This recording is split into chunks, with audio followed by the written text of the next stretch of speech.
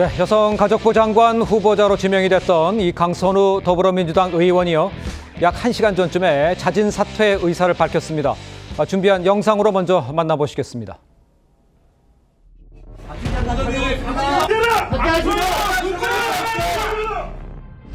논란 속에서 상처를 받았을 보좌진들께 심심한 사과를 드리는 바입니다.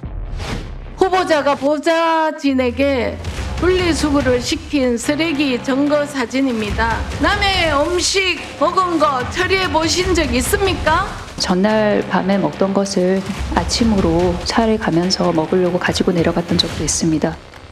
제보가 너무 많습니다. 강 후보자 주도로 의원실 내에 조직적인 왕따, 사직 보좌진의 재취업까지 방해해야 되는 것입니다. 제보 보좌관에게 고발 조치를 하겠다고 지금 입틀막을 하고 계시거든요. 한 적 없습니다. 하겠다고 예고를 하셨거든요. 안 하셨어요? 하겠다고 예고한 적도 없습니다. 없어요.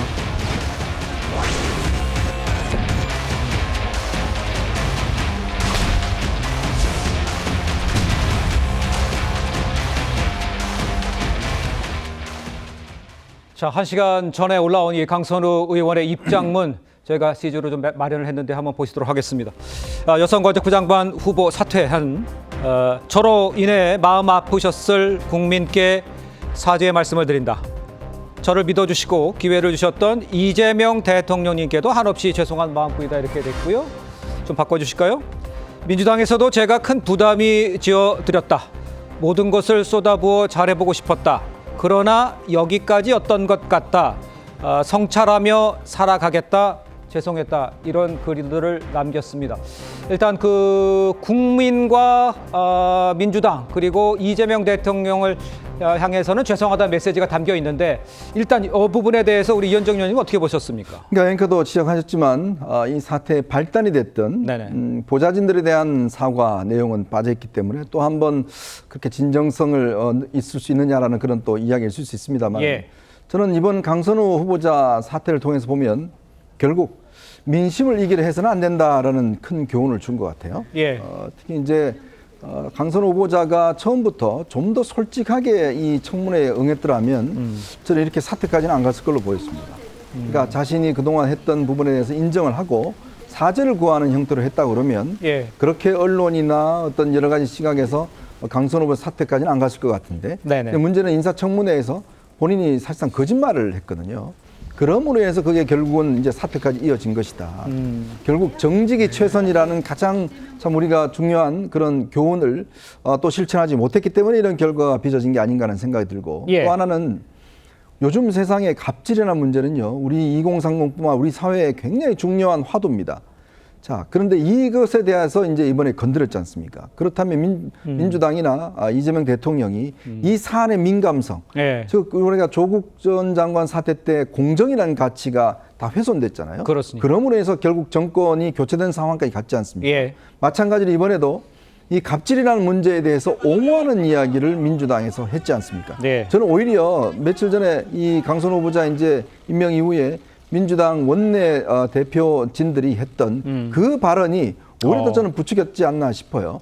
뭐 국회의원 보좌진들 가족처럼 지낸다. 공사가 뭐 조금 다른 거와 다르다. 이게 오히려 더 저는 이 사태를 좀 재촉했던 측면이 있지 않는가.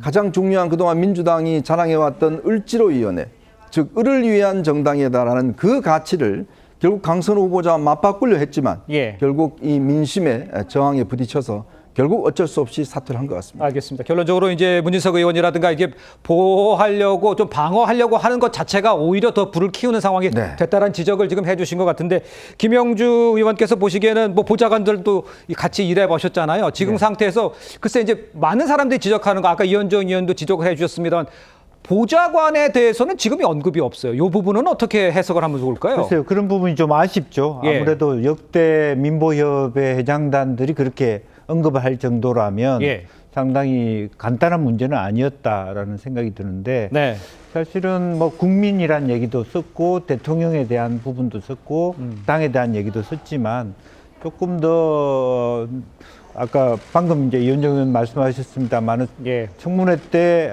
내가 그런 행동에 대하여 지내놓고 보니까 우리 보좌관들한테 내가 너무 했다 것 같다라든지 그런 식으로 갔으면 좀 나았을 것 같고 이번에도 어쨌든 이번 일로 인해서 보좌진에 대하여 우리가 내가 너무 막대한 건 아닌가 이런 생각을 하게 됐다든지 그런 표현이 있다면 조금 더 말할까 진정성을 느낄 수 있는 부분이 아니었나라는 생각이고요.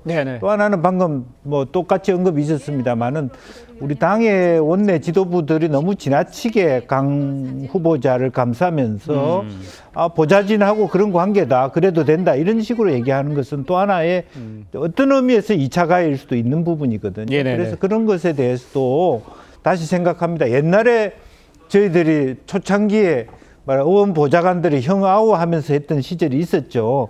이제는 더 이상 그런 관계도 아니에요. MZ세대들이 봤을 때 보좌진이라고 하는 것을 하나의 직업으로 생각하지 그냥 그것을 국회의원이 되기 위한 길이라고 생각하지도 않을 수도 있습니다. 그러면 과거 방식으로 그렇게 해석해서 뭐 동지적 관계니까 가족 같은 관계니까 이런 것은 갑의 생각이죠. 그런 면에서는 다시 한번 좀 우리 당의 지도부들도 한번 되새겨 볼 대목이다 그렇게 생각이 듭니다. 알겠습니다.